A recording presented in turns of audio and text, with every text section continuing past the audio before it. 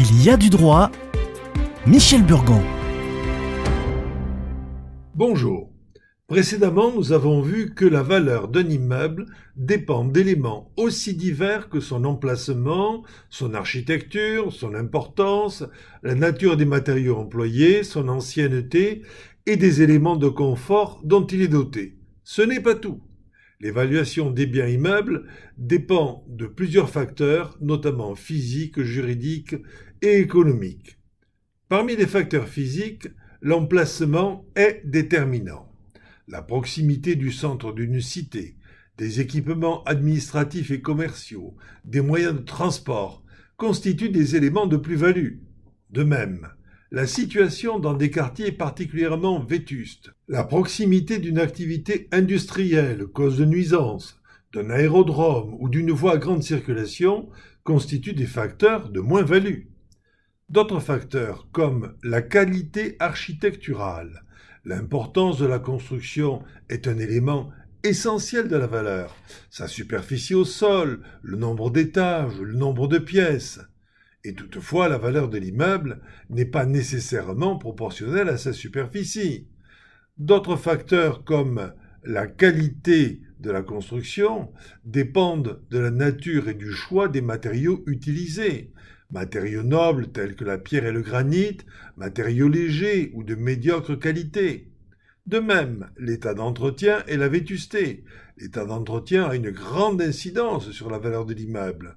Un entretien négligé accroît la décrépitude de la construction.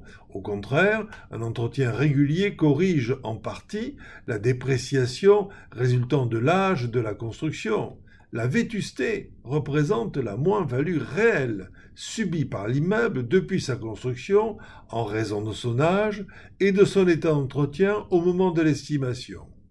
Enfin, les éléments d'équipement et de confort sont des plus importants. La conformité aux dispositions réglementaires, l'hygiène et la sécurité doivent être au niveau de la qualité globale de l'immeuble et de son emplacement.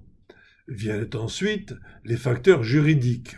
Il ne faut pas négliger l'incidence que peuvent avoir certaines situations juridiques telles que la copropriété ou les servitudes, les unes privées par exemple, des passages communs, ou publiques, un immeuble classé, une servitude d'architecture, une servitude non altius tollendis s'opposant à la surélévation, ou, plus important, l'état d'occupation de l'immeuble.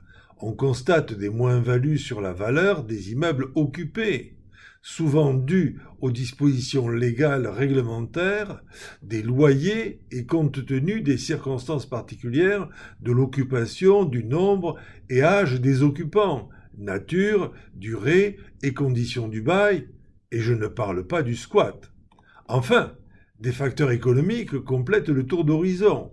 La valeur d'un bien dépend de ses possibilités de revente, c'est-à-dire du nombre d'amateurs que ce bien est susceptible d'intéresser sur un laps de temps donné, compte tenu de son utilité ou de son revenu et de la demande sur le secteur. On parle de la rotation du bien en agence. La vente des immeubles libres est relativement plus facile que celle des immeubles occupés. Bonne semaine.